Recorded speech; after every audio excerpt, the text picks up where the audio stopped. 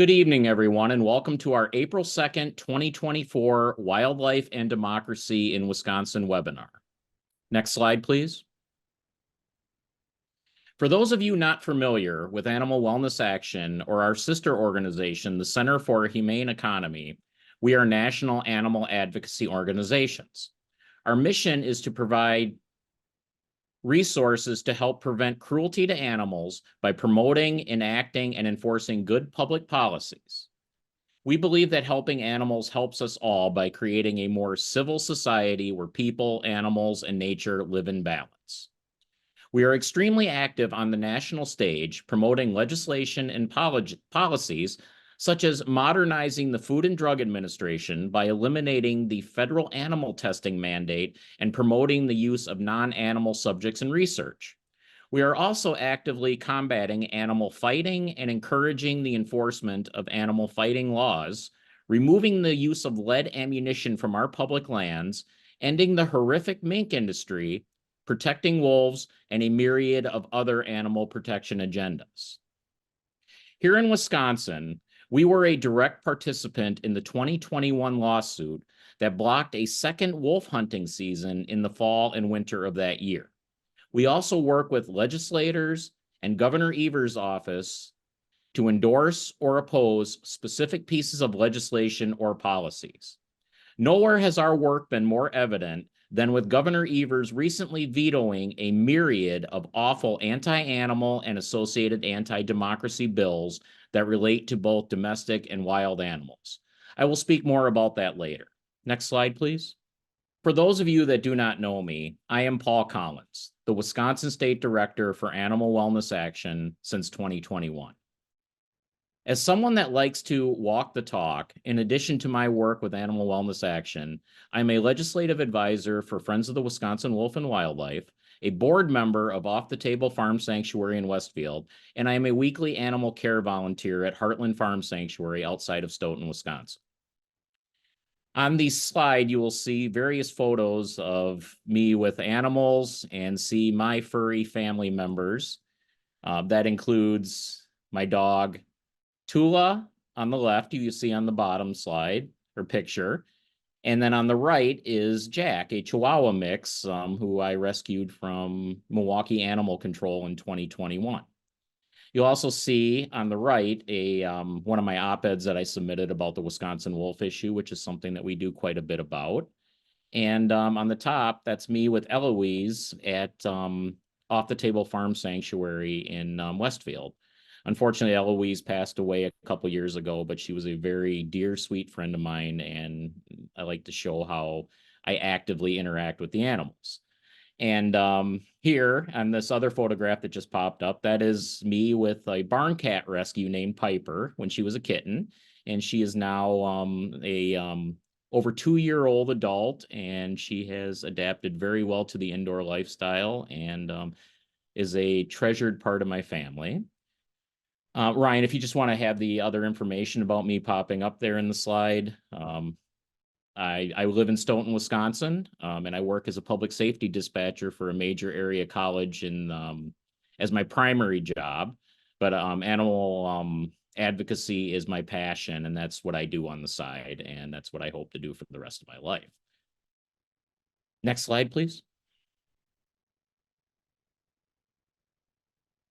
Our special guest tonight is our Animal Wellness Action Director of State Affairs, Natalie Awesh. Natalie and I have worked together for the last couple of years since she came to AWA, and there is no one more well-versed in working with state and local agencies and legislatures, and doing so with tremendous success. After I give an overview of how the legislative process works in Wisconsin, Natalie will be talking to you.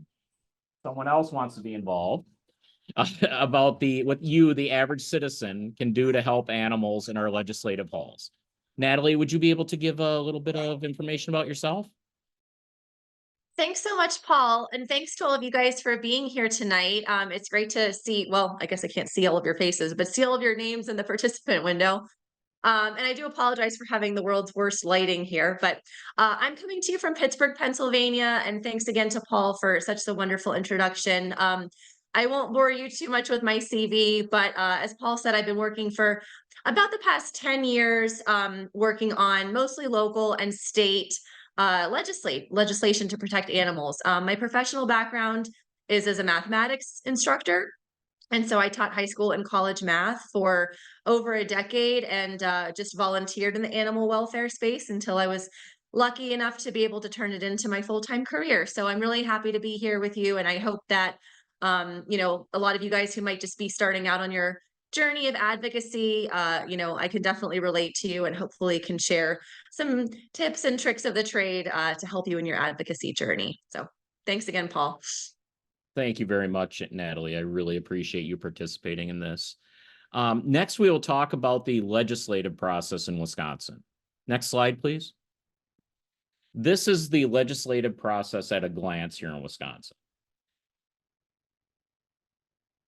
What happens is a legislator will release a bill to be introduced in the Assembly or Senate here in Wisconsin. And what they do is they send out a memo to other legislators hoping for co-sponsorship. Next point. The bill will then get assigned to the committee of jurisdiction. That means whatever the particular topic of the bill is. For example, if it's related to wildlife, it'll go to the so-called Sporting Heritage Committee or the Natural Resources Committee. And they will hold public hearings about these bills. They're often done on short notice to get them through as quickly as possible.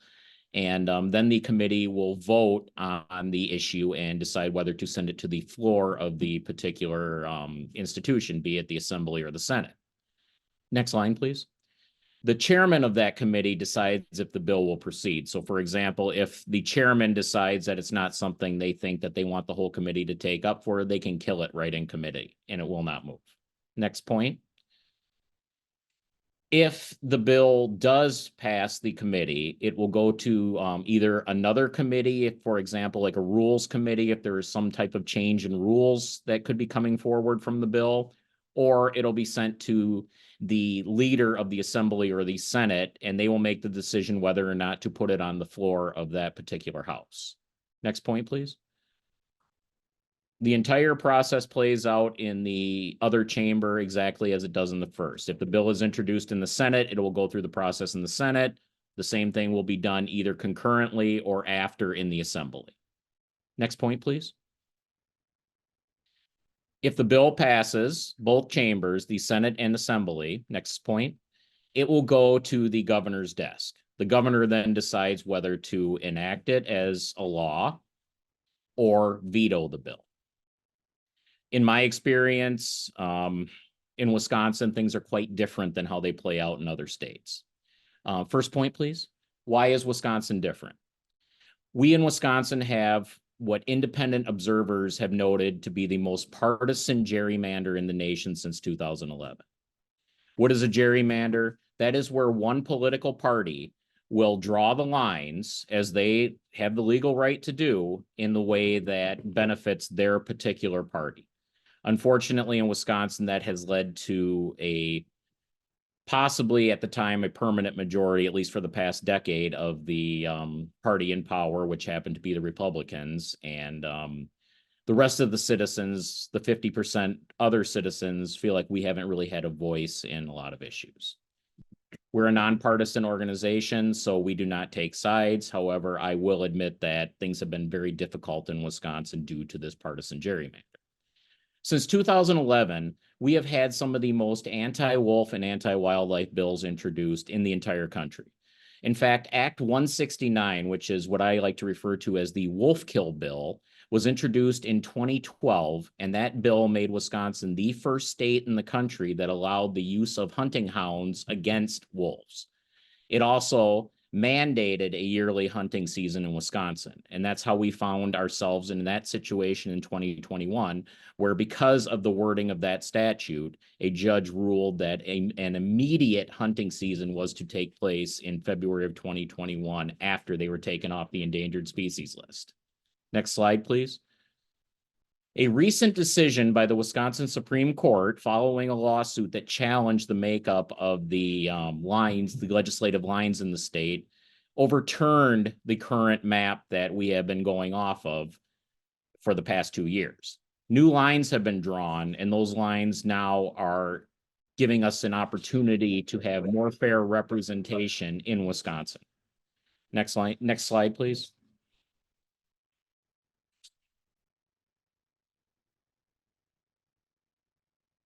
The Wisconsin legislature's website, what you're seeing on the screen, is also a very good resource to find information about pending legislation, the status of that legislation, and you can also find out who represents you at the state level.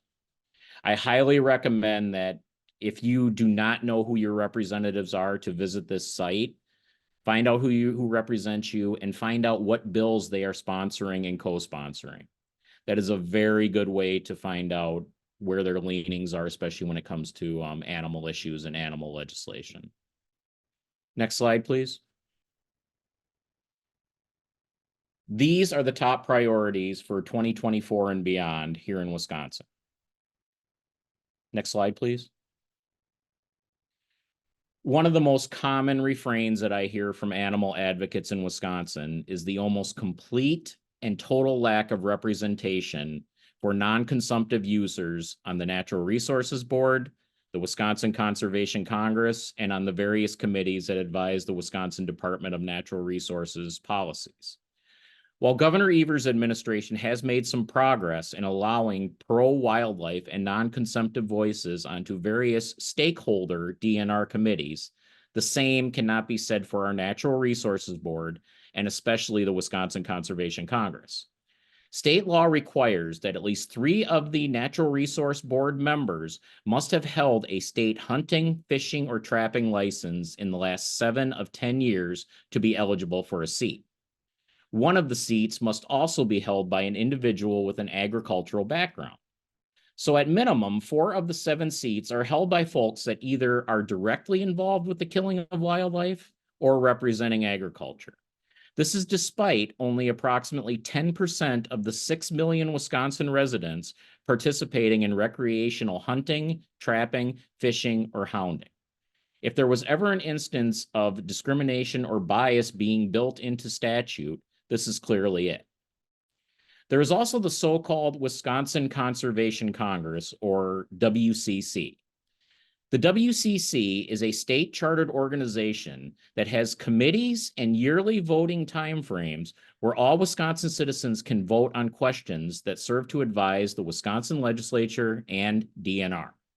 Unfortunately, this organization has become what is essentially another arm of the recreational hunting lobby in our state, where pro-wildlife citizens are only given lip service and where an executive committee throws out most, if not all, pro-wildlife resolutions and voting results, and they refuse to forward them to the DNR for rulemaking action or legislative consideration. One only needs to look at the leadership and committee members of this organization alongside the roster of the state recreational killing special interest lobbying groups and see why this is the case. Next slide, please. While our legislature is out of session, despite it being a full-time legislature, our focus currently is playing defense until the new legislature is voted into office in November under the new legislative district lines. Next slide, please. That doesn't mean that we will remain quiet about one of the most infuriating state policies that we want to see ended. This is the ridiculous $2,500 payouts to hound hunters whose dogs lose a fight with wolves. For those of you that are not aware, the state of Wisconsin will pay for loose hunting dogs that engage in fights with and are killed or injured by wolves that are defending their dens and rendezvous sites. No other state not only sanctions this type of animal fighting or pays when the dog loses a fight with a wolf. For me personally, this is one of the top priorities of a policy that I want to see overturned in the state of Wisconsin. Next slide, please. Finally, this is a list of all of the bills that Animal Wellness Action registered in opposition to. If you want to show the whole list, that'll be fine, Ryan. All of these bills, except for the air gun bill, were vetoed by Governor Evers or did not make it out of the legislature. You might ask why Animal Wellness Action would be against a bill that would have strengthened penalties for animal mistreatment. As you can see, the second one, AB 75, which is Assembly Bill 75, or SB 65, which is Senate Bill 65, would have strengthened penalties for mistreating an animal. At the time when the bill was initially introduced in a prior session, it seemed like a fantastic bill, and we were more than happy to put our support behind it. Unfortunately, despite some very good elements, the Wisconsin Bear Hunters Association came along and demanded changes. One can only guess why that might have been. Those changes resulted in the addition of a clause to the bill that would have shielded hounders and their use of dogs against wild animal from any liability under this law.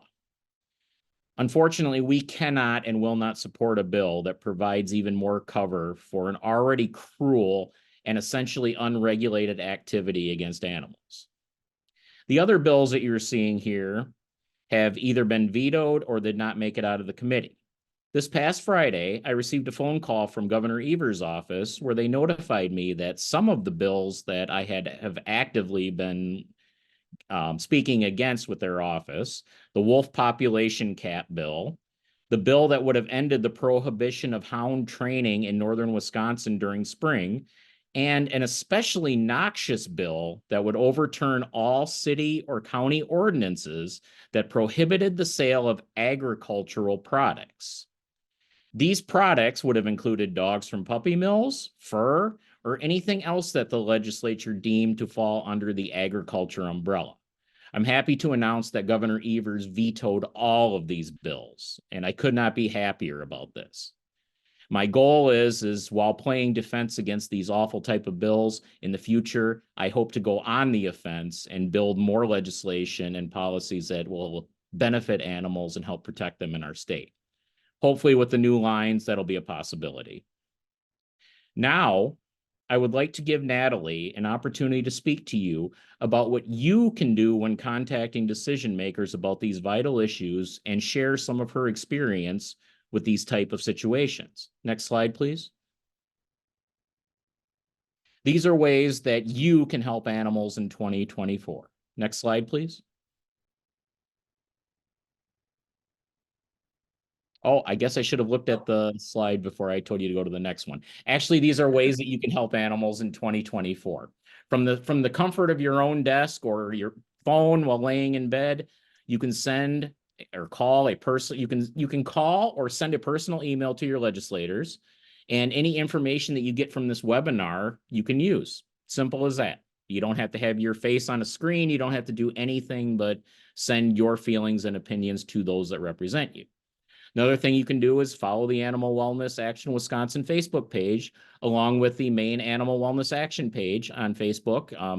They are always updating information here in Wisconsin. We keep it more Wisconsin-centric, but the main page will talk about issues from all over the world. And finally, there's community outreach. I, as state director, show up at various events, such as local vegan pop-ups, the Vegan Fest, numerous other animal-centric events where I show up and I represent Animal Wellness Action and I speak about the things that are vital to our cause. For example, at the Madison Vegan Fest in September of last year, I spoke about our Add Soy Act, where we're trying to push in Congress to mandate that the USDA provide non-dairy alternatives for people that suffer from lactose intolerance that cannot drink dairy milk. It wouldn't take dairy milk away from anybody, but it just would have provided an alternative. And this was very well received. And this is something that I hope to do more of in the coming weeks and months, is show up at events and speak to some of our priorities. Now, I would like to turn it over to Natalie after that slight delay.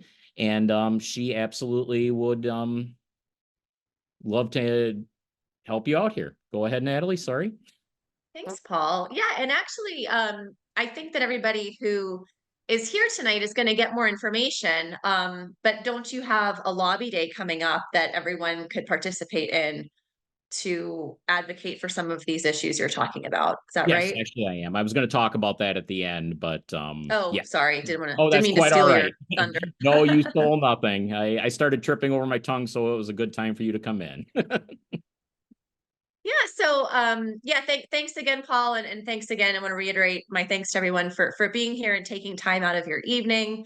Um, as I mentioned, I started this journey where I imagine a lot of you are just kind of dipping my toe into the water, like I was passionate about animals and volunteered at my local shelter and my local farm sanctuary. But when I heard about, people doing advocacy for animals, it really clicked. Like this could be a way for me to not only help these individual animals at the shelter or the rescue, but to help animals, on a scale of thousands. So that was really exciting for me, and that's one of the reasons I was so passionate about getting started in working in animal advocacy. But I forget what the questions are. So Ryan, could you pop up whatever the first one is? Before I just keep droning on and on and on. Um, so can you share a story about a time when a constituent outreach impacted a legislator's decision on a bill or issue? I absolutely can. And this is actually a story that I really love to share to people that are maybe a little bit newer in advocacy, because it's a story from when I was just starting to reach out to my legislators. I had never talked to a legislator before. I didn't even know who my legislators were. But I found an organization working on advocacy and was educated on something going on in Pennsylvania, which was live pigeon shoots. Pennsylvania is the last state in the country to legally and openly hold live pigeon shoots, and we've been trying to ban them for like the past 30 years. But anyway, I was a little too intimidated to try to call my legislator office, so I sent a letter in the mail, which actually I wouldn't suggest to any of you, which I'll get into why in a little bit, but I didn't know what I was doing. So I sent a letter in the mail, um, asking my legislator to vote against this pigeon shoot thing and to support the bill that would ban them and make them illegal in Pennsylvania. And I didn't hear anything back for a while, and I was like, "Oh, well, that kind of stinks," but whatever. I wasn't sure what to expect. But a few weeks later, I got my letter back in the mail, and my state representative, had actually handwritten notes in the margin of my letter, like underlining things I had said, and oh, this is a great point, or I didn't know this. Thank you for telling me. And he agreed to vote in support of the bill to ban pigeon shoots. And so I got the confidence to meet with him a few weeks after that, and I thanked him. Thank you so much for sending that letter back to me and for taking the time to handwrite notes. It really meant a lot. And he said something that stuck with me forever. He said, "Oh, of course, like I work for you. Of course, I'm going to take the time to respond to you. You're my boss essentially." And I don't know that all legislators feel the same way, but really that's true, right? These people work for us. And so I think that that's just important to keep in mind. If you're ever feeling intimidated or like, you don't have any business calling them or something, just remember that, yeah, you're their boss. Um, Ryan, next question. So, what are the best ways for constituents to get in touch with legislators? And Paul, you can feel free to chime in because you obviously work with a lot of legislators in Wisconsin. I think in my experience, it depends. Um, So, you can call their office, you can send them emails, you can write them letters like the story I just shared. I mentioned I would advise against sending letters in the mail. The reason I say that is especially nowadays with all of the security protocols in place, especially for federal representatives, these letters can often take weeks or even months to get to them because they have to be screened for anthrax and things like that. And so if you're writing about something timely, I wouldn't suggest writing a letter in the mail. The one exception is I do like to send my legislators holiday cards or handwritten thank you cards when they do something that I appreciate, because we're not really up on a clock there. And I think it can be a nice personal touch. But in general, I'd advise against handwritten letters. Um, I think when you're just starting out, calls are probably a good place to start. You can call their district office or if you're talking Wisconsin's Madison office. You'll speak to a staffer, most likely. Most of these representatives aren't going to be answering the phone themselves. But I find that each office can advise me on, the best point of contact. Is it to continue calling, or is it to email a particular staffer depending on the issue? So I think as you just get more involved with reaching out to these people, you'll kind of get to know them and, learn for yourself whether calls or emails are the best way to go. Um, I would also advise against their contact form on their website. A lot of these legislators will have contact forms that you can just fill out. The reason for that is that you'll probably just get a form letter back. And so a lot of these contact forms, they'll have like a drop down where you can pick the topic that you're writing about. So, you'll pick animal welfare and you'll just get like a canned response back. Like, thank you for reaching out. I appreciate your views. Animals are important to me, blah, blah, blah. So when you take the time to make it personal, either with directly calling or emailing a human being, that's, I think, when you're most likely to get, that personal touch. Uh, what is one tip or trick you've learned working with legislators that might surprise people? I don't know if this actually is surprising, but a lot of people don't adhere to it. So maybe it is. I think just remembering to be polite and respectful, especially when we're talking to a legislator who we might not agree with on a lot of issues. We have to remember that, these are human beings. And even though we might not agree with them all the time, we might not respect them, we still have to treat them as such, right? Because nobody wants to be yelled at. No one wants to just listen to people complain. You wouldn't want to hear that from people either, right? So I think just always remembering, no matter how hard it can be, to just be as polite, professional, and pleasant as possible. And I think there's one more question. Any advice for folks who want to get more involved in the process but might feel intimidated? I mean, I think it's so great that you guys have a resource like Paul in Wisconsin, right? Because you're not going to be experts on all of these issues, most likely. Nobody can be, but you can arm yourself with enough information to feel educated on it and get the confidence, to make that call or send that email.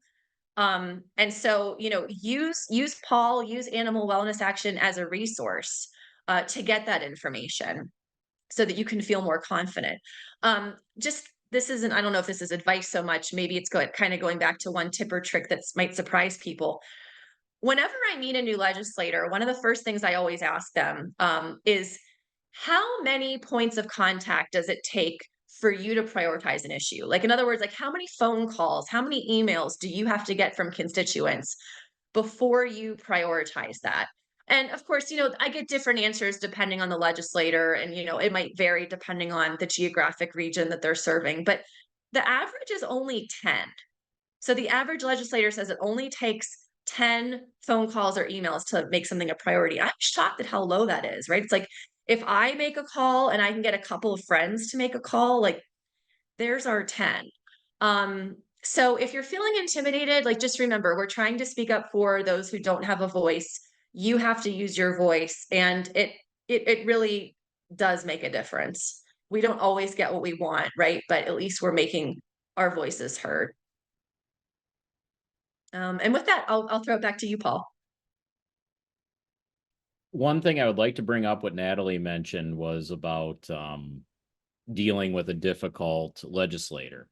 I know a lot of you that are attending this can relate to that. When I mentioned the name Senator Tammy Baldwin, her office is not friendly toward animal issues, and especially issues regarding wolves.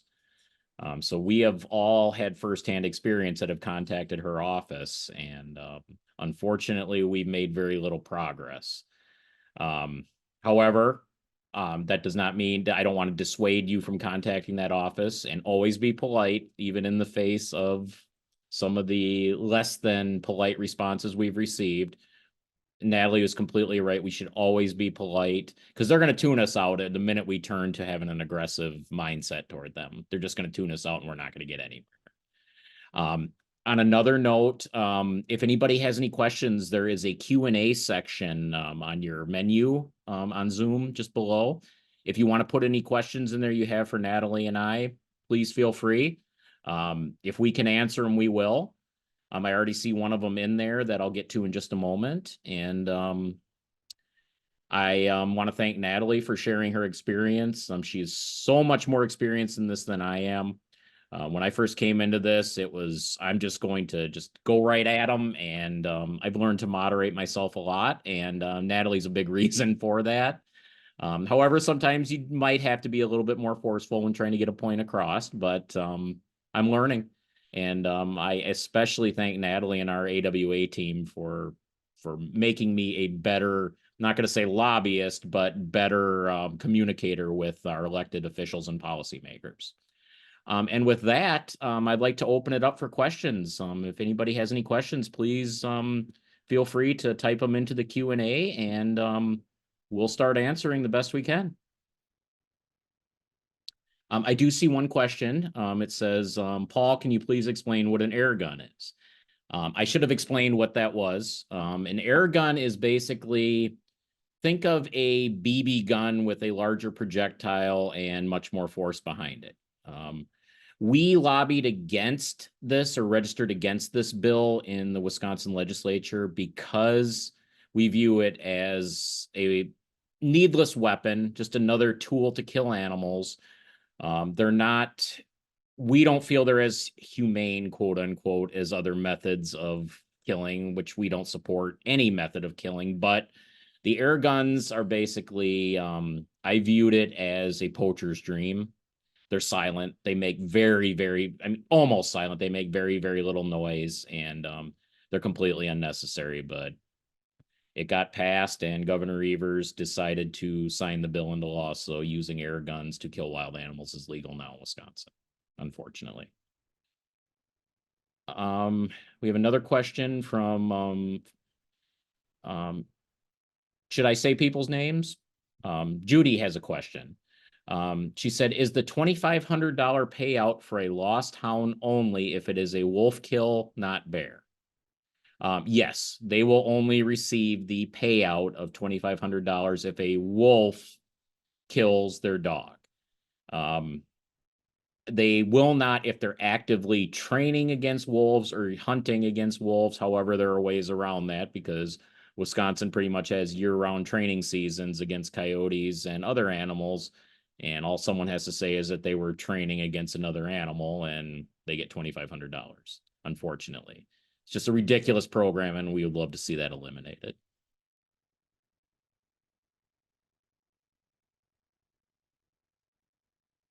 All right, we have another question from Karen. It says, my passion is to end puppy mills in Wisconsin. I am trying to come up with an innovative way to do so. Would like to create blockchain technology from puppy mills to pet stores to consumers, hold puppy mills accountable. What are your thoughts? I think Natalie would probably be more well-versed to answer this than me because she has much more experience working on the local level. Would that be okay, Natalie? Well, sure, except I don't know what blockchain technology is. So I don't know that, do you know what that, I don't know what blockchain technology I do means. not know what that means either. Maybe it's a direct communication between all of the elements, from the breeder to the distributor to the seller. Karen, would you be able to elaborate maybe more a little bit on that? What you mean by blockchain technology?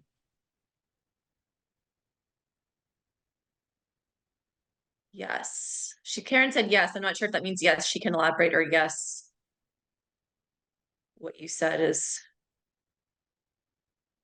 Maybe can we go to the next question while Karen maybe types Sure. and Sure. educates me? I'm very curious because I work on puppy mills in Pennsylvania. So if this is something we can steal your idea. But maybe Paul, would that be okay? Maybe Karen can explain to me what that means. Yes, absolutely. The next question, is a meeting with a legislator staff or even legislator effective or more effective than letters or calls? If so, what is a good strategy for getting a meeting? From my experience, I would say call and set up a meeting. I have actually had really good face-to-face meetings with legislators, and sometimes they're actually more responsive and they remember you and they will actually copy you in on information when there's decisions made or things are moving forward. So I often think face-to-face is far more effective if you are able to do that. In this day and age, it's not especially easy. And the Wisconsin State Capitol being located directly in the middle of the city where there isn't a whole lot of parking or easy access isn't the easiest place to get to. So people will resort to emails or phone calls. But I recommend if you have the opportunity to meet with your legislators, go to the Capitol. Make sure you set up an appointment, but go there. For example, on April 18th of this month, we are having Wildlife Day at the state capitol in partnership with Project Coyote and Friends of the Wisconsin Wolf and Wildlife. If you go to the Friends in Wisconsin Wolf and Wildlife webpage under events, you can register to come to this event. We will set up meetings with your legislator for you. And there'll also be presentations such as this in person where we're going to be talking about ways to communicate with the legislators, the issues that wildlife in Wisconsin face. And there's also going to be fully catered to a vegan taco bar from one of our local vegan restaurants, which has the most amazing food ever. And it's all free. So again, Friends of the Wisconsin Wolf and Wildlife, if you put that into your Google and search it, it'll bring up the events. Please register.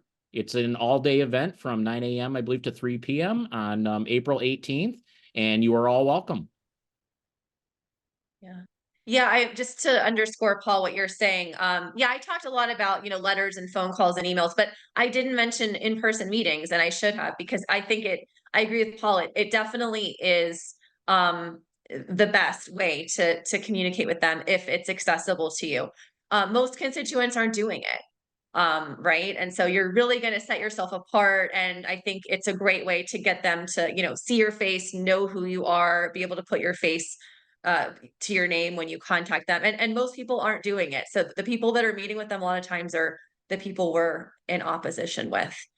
They're certainly active. And so you want to be, part of that as well. In a follow-up to that, before we get to Karen's again, Kelly asked if she said, Paul, if we learn that a bill is going before a group, I assume she means a committee, and we can call and email, do you recommend doing that multiple times or once per day? Is that allowed? Me personally, do not spam them. You want to get your message across, your email, your phone call, whatever. Most offices are required to note that you called. You do not have to spam them. I mean, nothing irritates people more than being hammered with the same thing over and over and over. You're just going to tune it out. Contact them once via email, contact them once via phone call, maybe an action alert like our organization puts out on the Animal Wellness Action site, something like that, but don't overdo it. That's my view on that. Natalie, what do you think? Yeah, I agree. Something that I like to do is, especially if I'm talking on the phone, because it's easy to get an answer this way, but even if you're emailing, I always like to ask them to set a timeline for when I can expect to hear back. So I just say, because the staffer you're talking to is usually not going to be committal in terms of, whether the legislator is going to support whatever you're calling about. So I always just like to say, when can I expect to hear back? And a lot of times they'll say, oh, well, I'm meeting with Representative whoever, next Friday. So then I just make a note on my calendar to give them one more business day. And if I don't hear back, then I can say, okay, I just wanted to follow up on this. And so that's typically what I do. But yeah, I agree, Paul, no spamming. Yeah, none of us likes that, especially this time of year when it's the political season and our email boxes are full of pleas for money from politicians. Right. Um, following up on Karen's question about puppy mills, we were asking her what blockchains are. She says it would be a chain from the puppy mills to the pet stores to the consumers. So kind of what I thought it was. She says blockchain technology for supply chain transparency, implement blockchain technology to create transparent supply chains for pet stores and breeders. This would allow consumers to trace the origins of puppies, ensuring that they come from responsible breeders or shelters rather than puppy mills. Absolutely.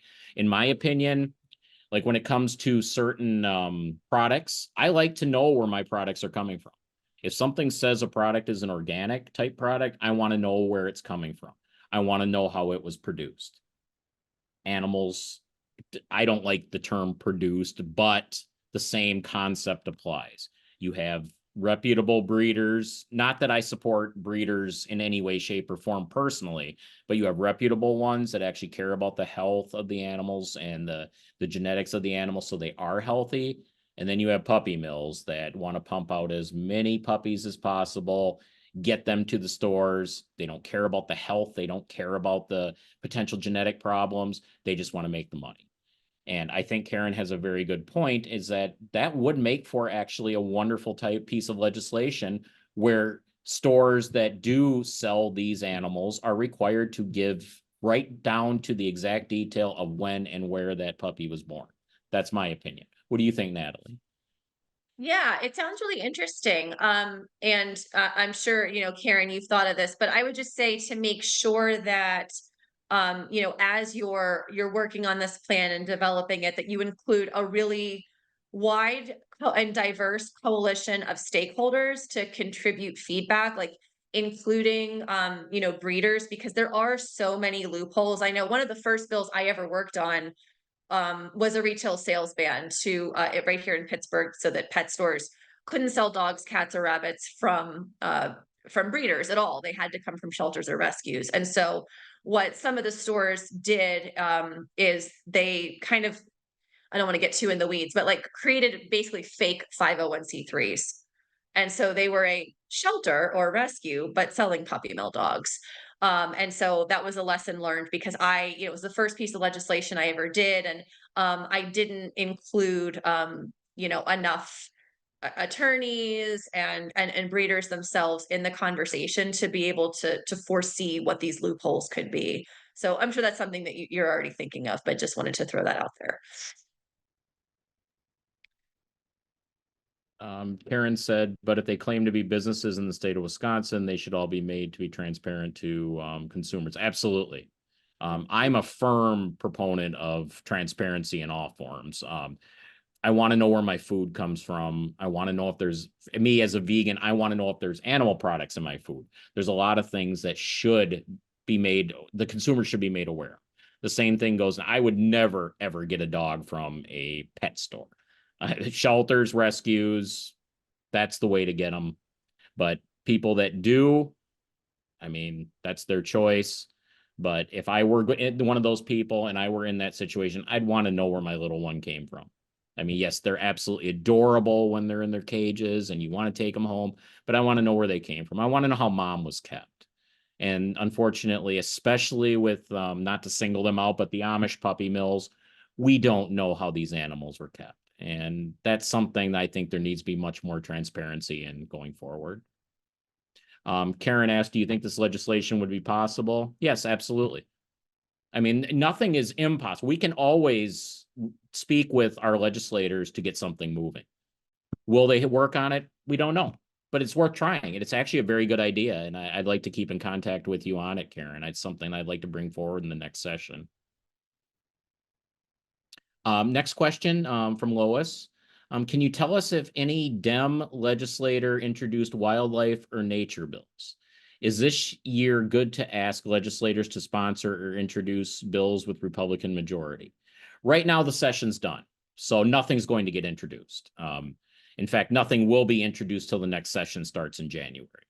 With the new lines, I'm hoping that we're going to have fair representation for everyone. Hopefully, we get back to being a 50-50 state again, where we can actually bring ideas from both sides. And I would say nothing's stopping you from thinking about it or even talking to your legislators about ideas, but nothing's going to get introduced until January in Wisconsin. But then my hope is I want to come forward with a flurry of ideas with my representatives and senators, and hopefully we can start getting some positive stuff going instead of always being on the defensive. Thank you for your question, Lois. Next question is from Judith. She said she is concerned that shelters and rescues get dogs from puppy mills, and she's absolutely correct. They do.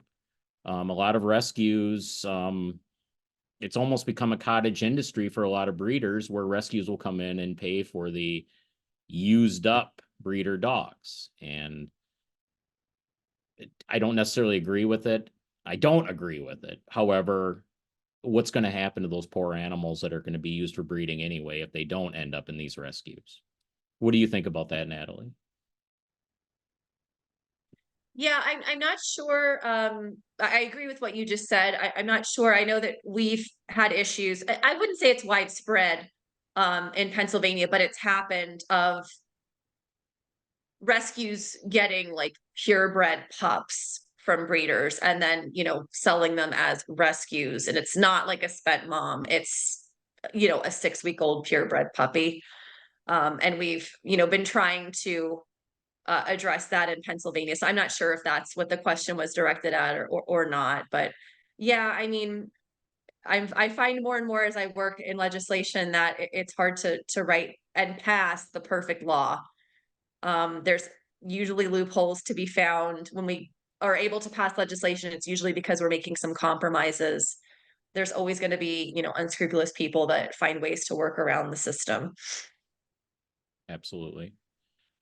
Kelly asks, Paul, have you given up on writing resolutions at this point, given that they change the rules and reject many pro-animal resolutions, and that the makeup of the WCC, which is the Wisconsin Conservation Congress, and the Natural Resources Board is more biased against animals? I haven't given up on the Natural Resources Board. I testified before, as you guys know, many times before. I do think that there is an improvement in the makeup of the Natural Resources Board compared to what we had over the last few years. Are they as open to pro-animal stuff? Yes and no. I don't think they're going to be as kill 'em all as the prior group was. Regarding the Wisconsin Conservation Congress, I have personally stepped back from that. There's a lot of frustration from my part on that I don't want to give people false hope. They get involved, they do the resolutions, they pass in their counties, they think that there's something's going to make real change, and then the executive committee comes along and quashes that. I don't want to give people, like I said, false hope that they're going to make this huge change, and only to knowing in my heart that the executive committee is going to come along and quash that. There's a real problem with the Wisconsin Conservation Congress. And unfortunately, I think we're at the point where litigation is the only thing that is going to change that entity, because they seem to have zero regard for the concept of representative democracy or listening to what the other side has to say. And I'm sure that many of you on this call understand that and probably share my frustrations. I personally have stepped away from being involved in that. That's to answer your question, Kelly. Judy, she said, I agree with Paul. Those poor dogs deserve a loving home. It's a double-edged sword. Absolutely it is. I follow so many different rescues, and one in particular I follow is a Boston Terrier rescue, and they end up with a lot of these spent breeder parents. And I guess my view is I'd much rather have them be able to live out the rest of their lives loved and in a caring home than what happens to a lot of these dogs where they are literally disposed of. And it's horrific. I love all dogs, and I'm not going to blame the dog for being born in a puppy mill or being sold at a pet store. That's not the animal's fault. It's the exploiter behind it whose fault. And that's always been exceptionally frustrating to me. Is I don't understand how anybody can treat a living being as a product or as a producer. That's not in my DNA, and I'm sure that most of you probably agree with me on that. Any more questions? Anybody else have anything that they want to bring up? We have 11 minutes left. Any questions about our Wildlife Day? Any questions for Natalie? Please feel free to type the questions in. We'll try and answer to the best of our ability. Lois says yes. I think she's in agreement with what I said. Lois, do you have another question for us? And again, if you're interested in attending our Wildlife Day, please feel free to register at the Friends of the Wisconsin Wolf and Wildlife website. And you're more than welcome to attend. And again, it's free. and has some great food, has some great camaraderie with like-minded folks, and hopefully we can start the process for real change. Just give it a couple more questions. Do you have anything else that you want to say, Natalie? Just maybe reminding people about the follow-up email, and that'll have information about everything we talked about in your lobby day, I guess. Yeah. Yes.